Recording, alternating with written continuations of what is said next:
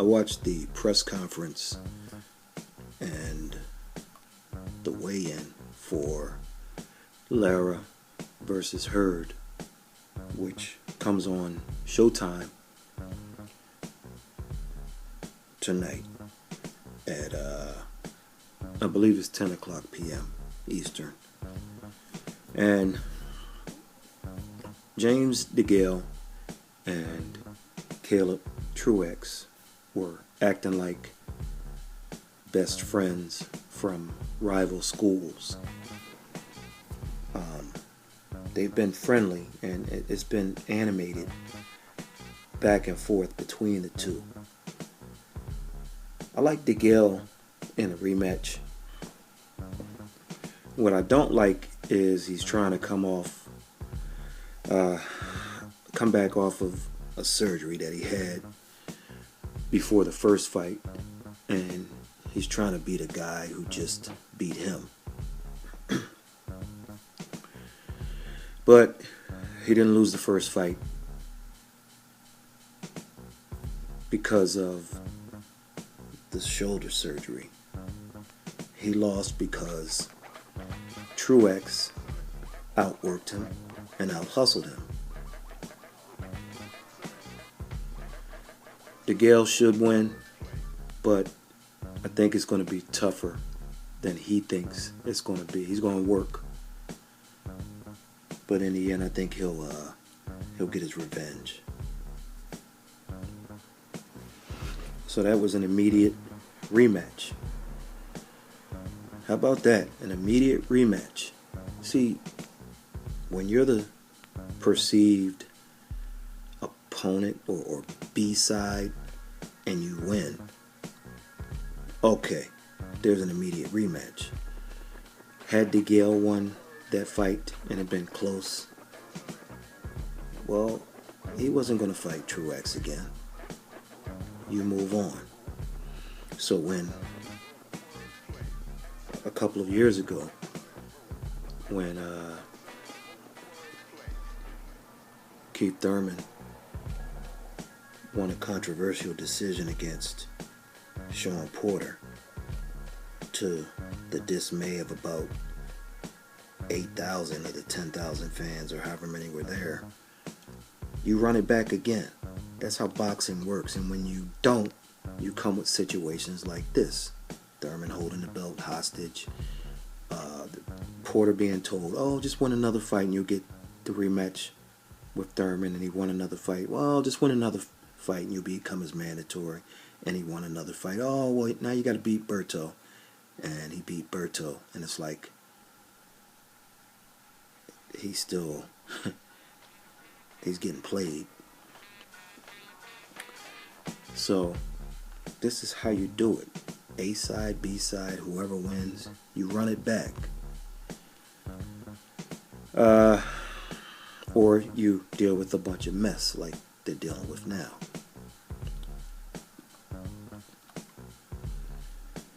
In the main event, just about everyone I've talked to is picking Jarrett Hurd.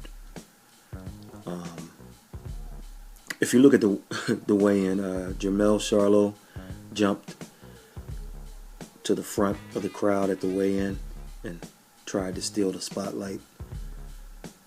Security wasn't having it. They stopped that before it could really get started. So, and Charlo and Lara, they've had words for a little while now. But the main thing is the rift between Charlo and his camp and the Hurd people. Because that got a little bit ugly in Brooklyn. When was that? Last year? Last year. I think after Charlo's victory over Erickson Lubin. There was let's call it a bit of a scuffle. So, but whoever wins, either way, we have an angle. If Hurd wins, then Charlo might be next, and there's just a natural dislike between the two guys. If Lara wins, I'm not sure the Charlo fight happens. If it does, however, Charlo's ex-trainer, Ronnie Shields, who trains Lara, as well as Jamal's brother, Jamal, would basically train Lara against his ex-fighter and his current fighter's twin brother. So it's an interesting storyline each way, no matter what happens there. As far as the fight, I haven't spoken to one person. I mean, this is real. Who thinks Lara will win? I mean, not anyone. I guess they're thinking is Lara is older. Hurd is a huge super welterweight or junior middleweight.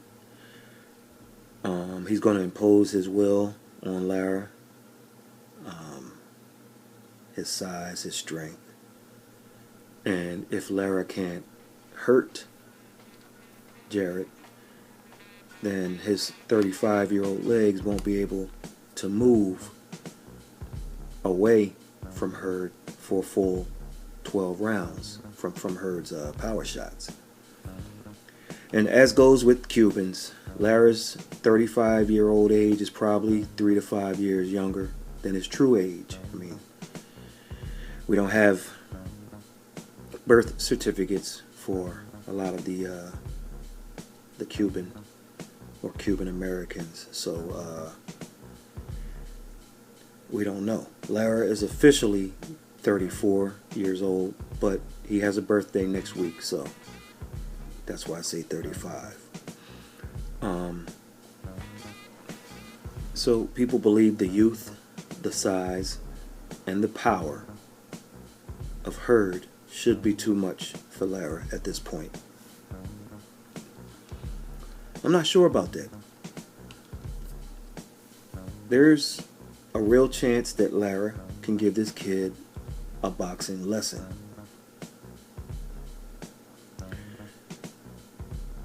I look at a combination of them both. A little bit what I stated earlier about Hurd and what I just stated about Lara. And if that's the case, then it'll come down to the judges. Here's what I expect. I expect Bert Clemens to rule in favor of Lara. Okay? This is if it plays out as a close fight, which I think it will be. Alright? So I think when the scores are read, Bert Clemens is going to he's going to rule in favor of Lara. I expect Dave Moretti to rule in favor of Hurd. So it'll come down to the card of Glenn Feldman. And for some reason, I think Feldman's card will be off for this fight, and he'll have it wider than it should be.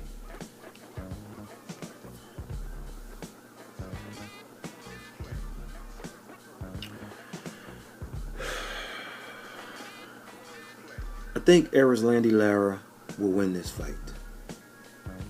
But something tells me he might lose on the cards.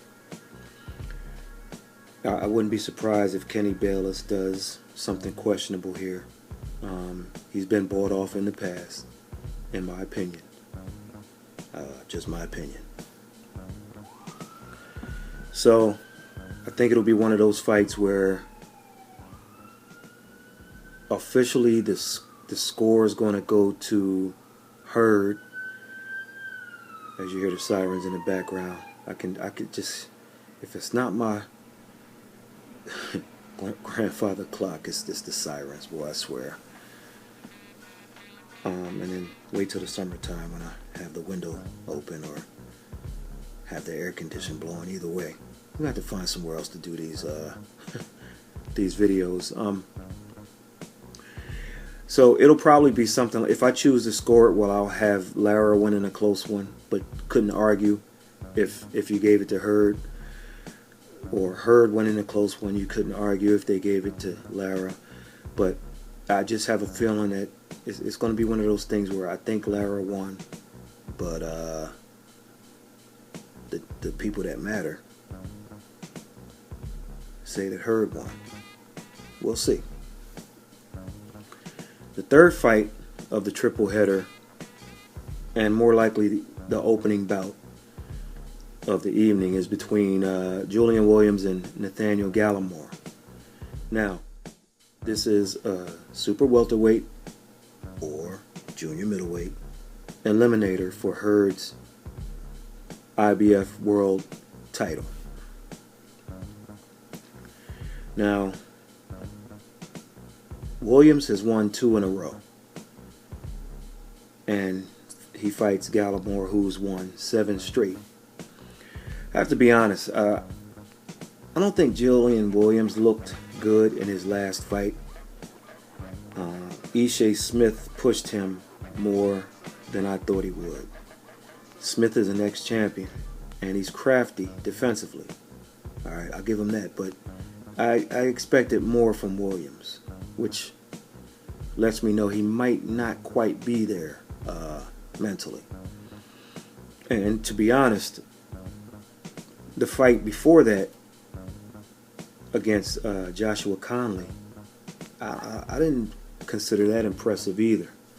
And maybe I'm too hard on the kid, but if the Julian Williams who fought Ishe Smith shows up against the Nathaniel Gallimore who fought Justin DeLoach, then Julian Williams loses this fight. If the Julian Williams who fought Ishe Smith fights a Gallimore who's only at 80%, then Julian Williams loses this fight. Okay? If it was me, I would have put Julian Williams on a 5-fight comeback after losing to Jamal Charlo, and then went after a title late this year or early to mid 2019. That's me, and that's probably why I'm doing videos and not training.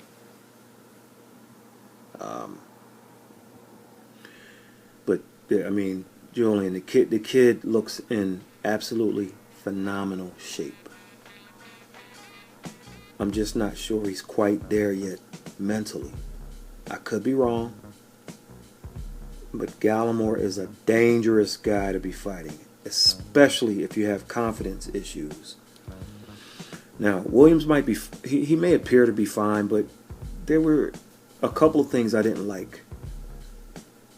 First, at the press conference, he fell into Gallimore's trash talking trap after kind of remaining silent during the whole time, during the whole promotion, the whole training camp and what have you. Like he said he would, and he did. But then, and I understand the week of the fight, a few days before the fight, guys get antsy and what have you.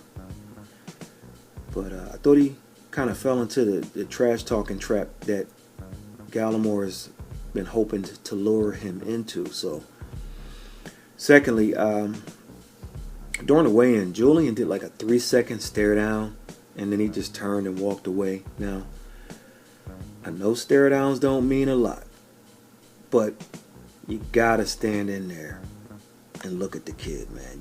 You have to. And if you watch the weigh-in, and I'll leave it below, most people commented that Julian was scared. And I don't think he's scared of Nathaniel. I don't. However, I think Nathaniel got to him and rattled him a bit. So, advantage Gallimore. You got Julian playing your game a little bit.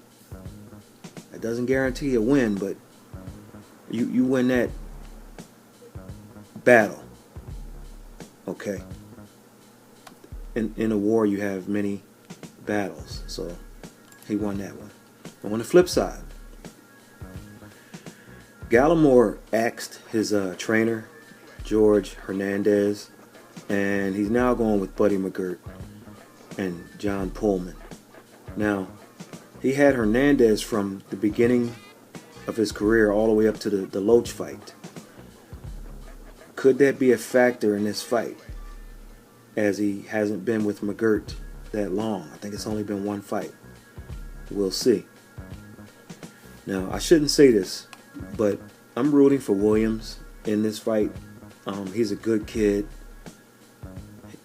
He does things the right way.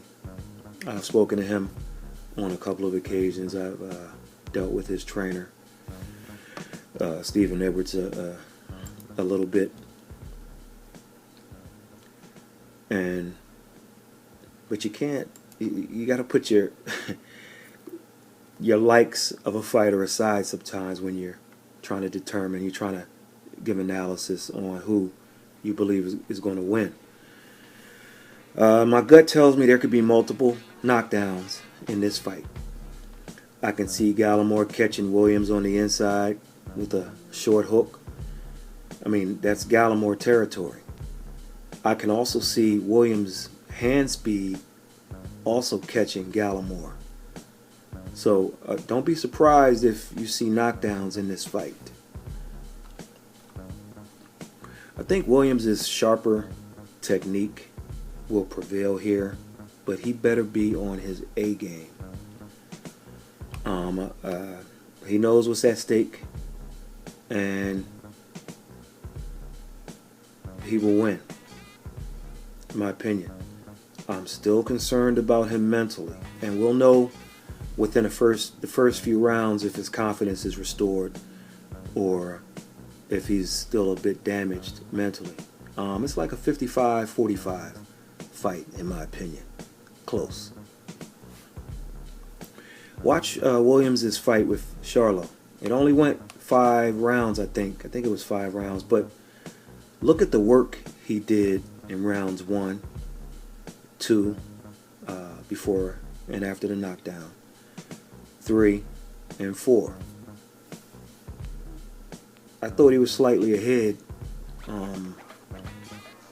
of Jamal Charlo before the stoppage. The kid has great speed and coordination, solid technique, just a couple of technical flaws that needed to be fixed, that to this day I believe Ronnie Shields picked it up on tape, and that's how the big knockdown got, that's how they scored the big knockdown, with something they saw on tape. And what they saw on tape, if you go to the 5th round, you'll see Williams kind of, you'll see it beforehand, and if you go back to the 2nd round when Charlo dropped him with that hard jab, and Charlo had dropped opponents in 2 of his last 3 with that jab, so it wasn't an anomaly. I mean, this was something that he did in 2 of his prior 3 fights. Williams would kind of tilt to the left and then throw the jab, and I think Charlo picked up on that. And then same thing with the big uppercut he landed. Williams kind of rocked to the left and threw the jab, and then a little bit later he did it again. He rocked to the left, and that's when Williams got in counter. That's when Charlo got in his counter position, and then he threw the jab and got caught with the uppercut. So outside of that, though, he's very fundamentally sound. Also, but once again, where is he mentally? Also, watch Gallimore's fight against DeLoach. I think that went 5 rounds too. But watch what Gallimore can do. He breaks you down, and he has an awkward style that is tough to figure out at times. So I'll leave the Gallimore fight, the press conference, the weigh-in, the Williams fight below. Lara's going to earn $1 million for this fight. Hurd, $500,000. Truax, $300,000. DeGale, $300,000. Julian, $40,000. Nathaniel, $40,000. $40,000 as a former world title challenger 3 fights ago, who is now in an eliminator for the IBF title. $40,000 seems kind of low. My buddy disagrees, but I reminded him that a kid I know named Mike Pascal fought Andre Durrell on Showbox, not Showtime World Championship Boxing, but Showbox, back in 2008, 10 years ago. No title on the line. And nobody listening here probably watched the fight. Mike Pascal made $50,000. I'm just saying.